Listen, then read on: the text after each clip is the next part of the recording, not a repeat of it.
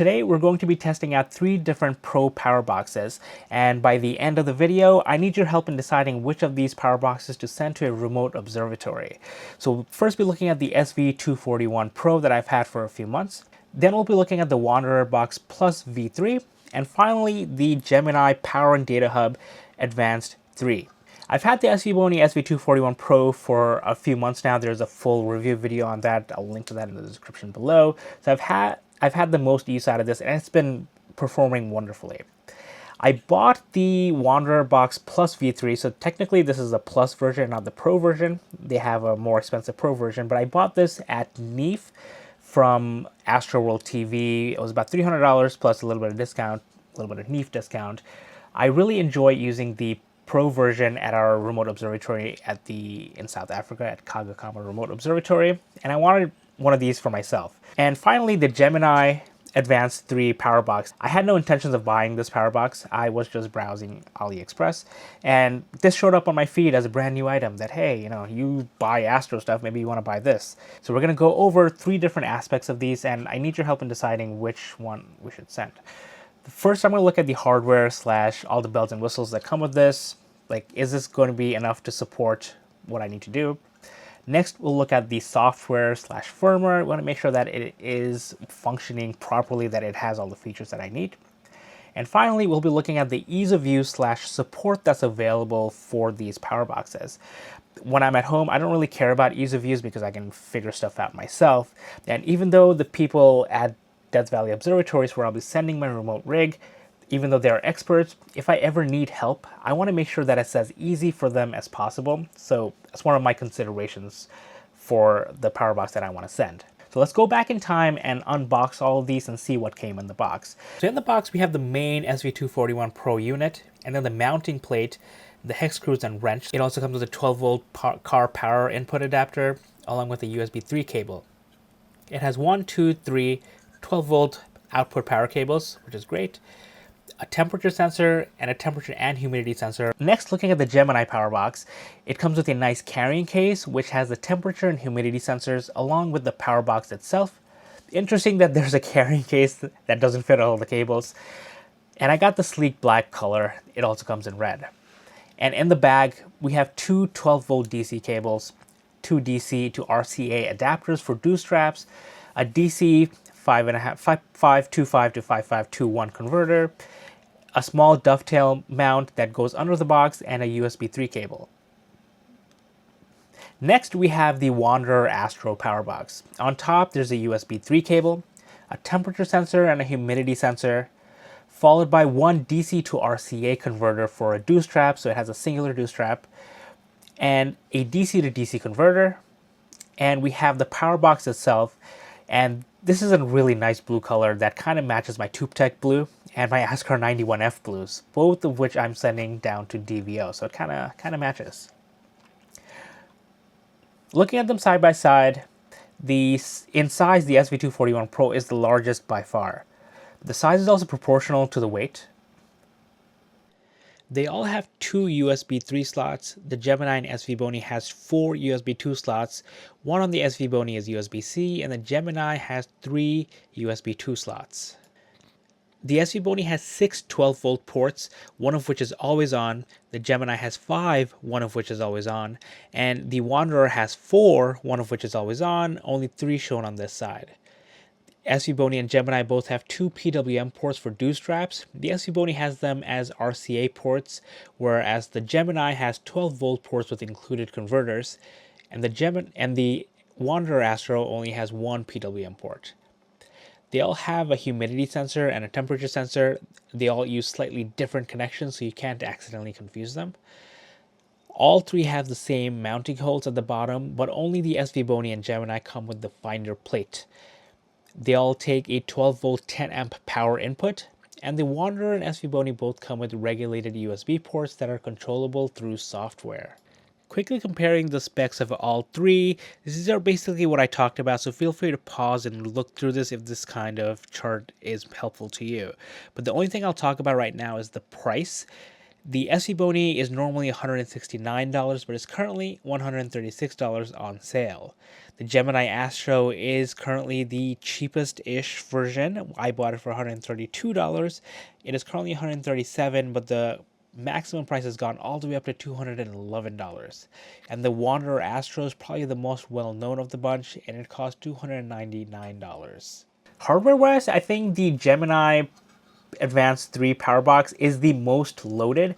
It has the most DC ports, the most USB ports, a good temperature and humidity sensor, as well as 2 different PWM ports for dew straps. And it does come with the dovetail plate as well for easy mounting, which I do appreciate. And if it stays below $140, I think that this probably has the best value out of all the ones that I tested. Of course, I can test like a Pegasus Powerbox as well, and that one is super pricey. Now, the Svbony is probably second in terms of price and functionality. It does have quite a bit of 12-volt ports, as well as quite a bit of USB ports, although it has a USB-C port, so it's kind of a port that I don't really use. I did buy myself a USB-C to USB-B converter at one point to power my EAF, but I don't really use it. One of the things I don't like about this one is that it comes with the 2 RCA ports built in. I really like how the Gemini Powerbox has them as like basic 12-volt PWM ports, so with the converter that they provide, so I can choose to decide how I want to do it, because I can actually reclaim these as 2 extra 12-volt ports, so I can say that this thing has 5, 6, 7 12-volt ports. Whereas with the Svbony, I haven't been using these at all. And in terms of hardware, the Wandererbox is definitely the cutest. It is the smallest. It doesn't have a lot of ports, but for my use case, it has actually the perfect amount of ports for me. So in that case, it's kind of like a really good fit. But definitely the Gemini has all the bells and whistles. Now let's run through the software and firmware and see what we get. Let's quickly go over the software and firmware of these 3, starting with the SV241. You can get the driver and standalone software from their website. And when you run the Svbony Hub control software and connect, you can access the PWM controls, including the regulated port, which you can change the maximum voltage to 15.3 volts, as well as control the 2 dew heater ports, which I have not been able to test since they are just RCA ports. You also have access to the temperature and humidity sensor data on the bottom left. And then you have the switch controls on the top right. The DC ports are all individually controlled, which is really nice, but the USB ports are split into 2 different controllers. So USB-C 1 and 2 is one control, and 3, 4, and 5 is another control. You cannot change the name of any of these ports in the software. It has to be done in Nina. And when you change the state of any of these buttons and come back later on, it doesn't remember them. So that's a ding on this. But they supposedly fixed this in the newest firmware, but I haven't updated my SV241. I probably should at some point and double check them. When we connect this to Nina, we can control the name of the ports after clicking on the settings options, and we have this pop up. And once we connect, we can access basically the same stuff as the Svbony Hub control software. The only thing here to know is that if you open the settings again, the name of the ports reset, and if you don't change them back yourself here, you lose them. There's a workaround with the registry script that you can run, but they really should fix this so that the driver's info saves at every time. It shouldn't be that difficult. But all in all, Svbony software and firmware is fine. Next, we look at the Gemini. You can get the driver from a Google Drive link at the moment.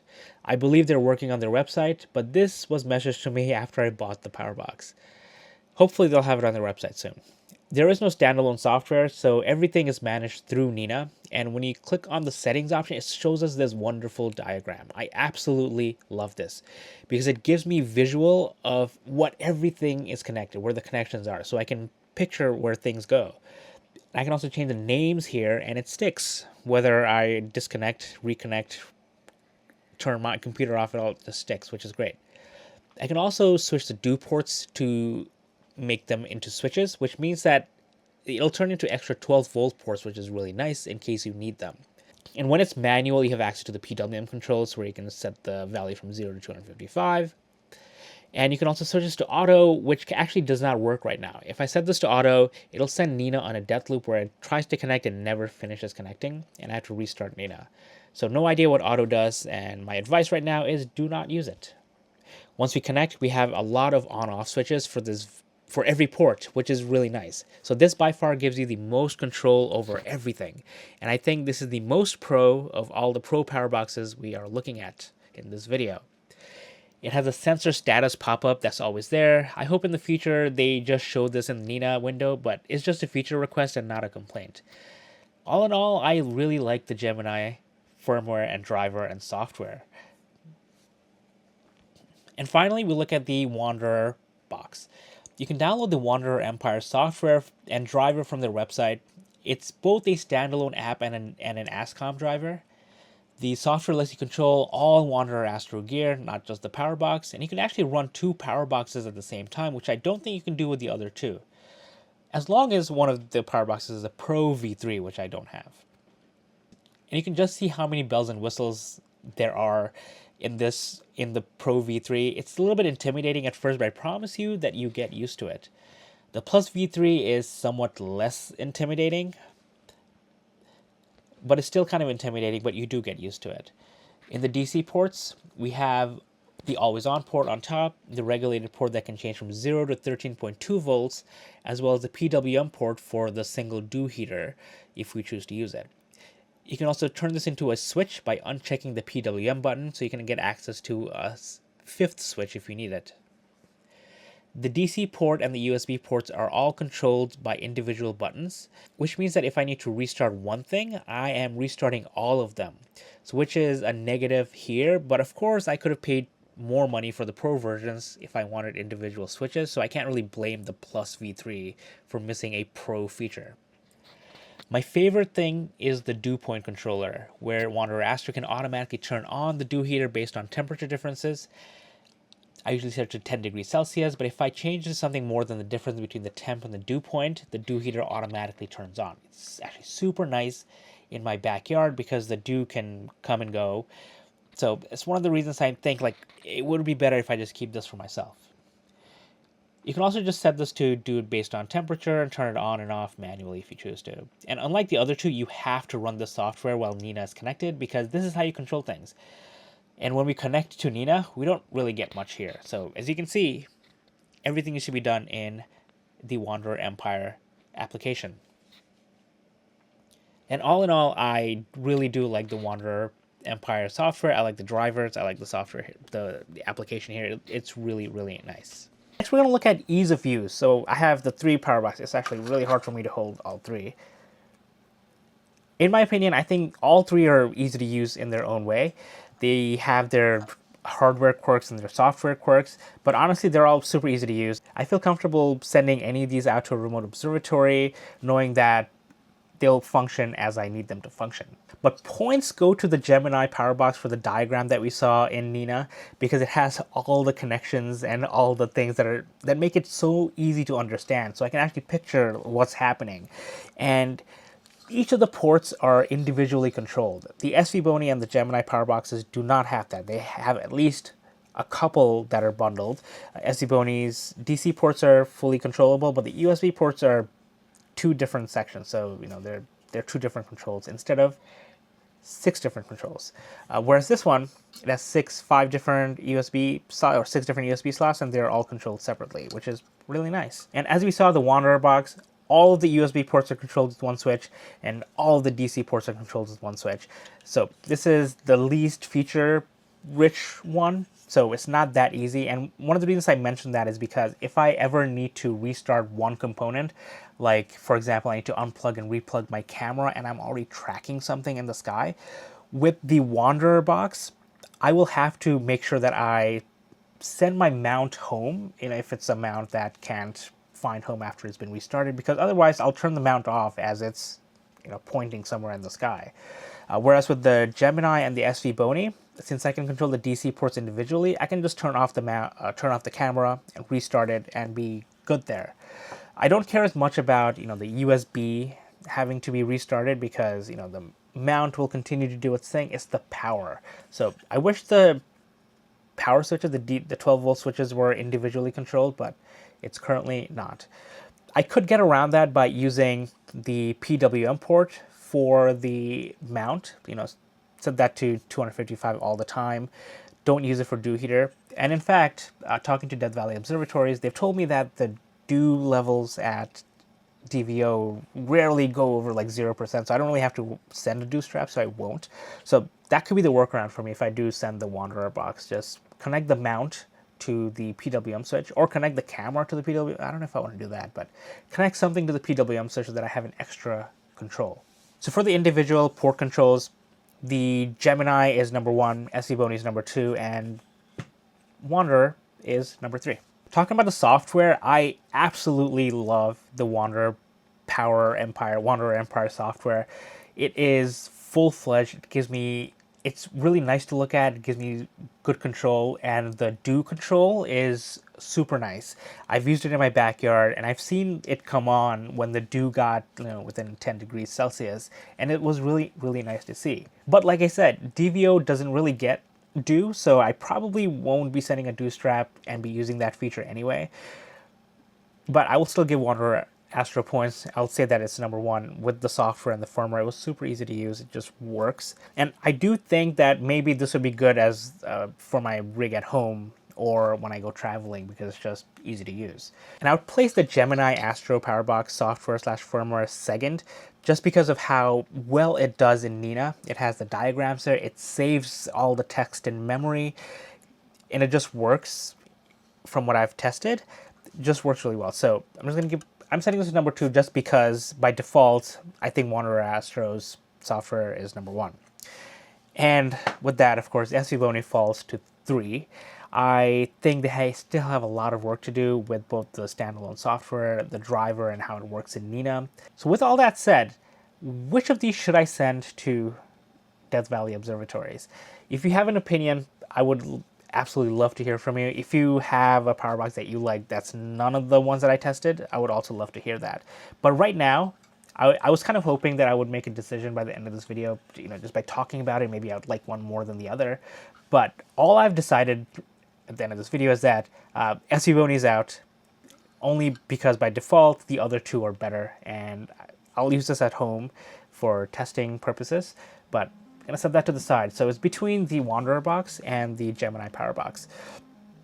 I think the Wandererbox would be probably the easiest to handle software-wise, maybe even support-wise, but the Gemini Powerbox gives me so much more control, and I feel like I would have an easier time troubleshooting if I ever need to. And in fact, I actually like the Gemini Powerbox so much that when the price dropped at one point to like $133, $134, I bought a second one. So I bought the red one. So it's in transit somewhere. I don't know when I'm going to get it, probably another week or so. So I bought a second one, so I can send one of these away and have one at home. So if I do need to troubleshoot one, I can test on the other one at home. I didn't need a second one, but I do like this. I do really like this, and I do like the software. But I also like this one. So help me out. Which one do you think I should send? My new goal is to decide which to send by my video, where I'll show you everything that I'm packing up to send down to DVO in a couple of weeks. So you'll see exactly which Powerbox gets packed. And I'd like to take the opportunity to thank all of my patrons on Patreon, my supporters on Buy Me a Coffee, and members here on YouTube for supporting me through all of my Astro adventures. You are all amazing. If you'd like to join this list, please consider checking out the links in the description and in the pinned comment below. Thanks for watching, and until next time, clear skies.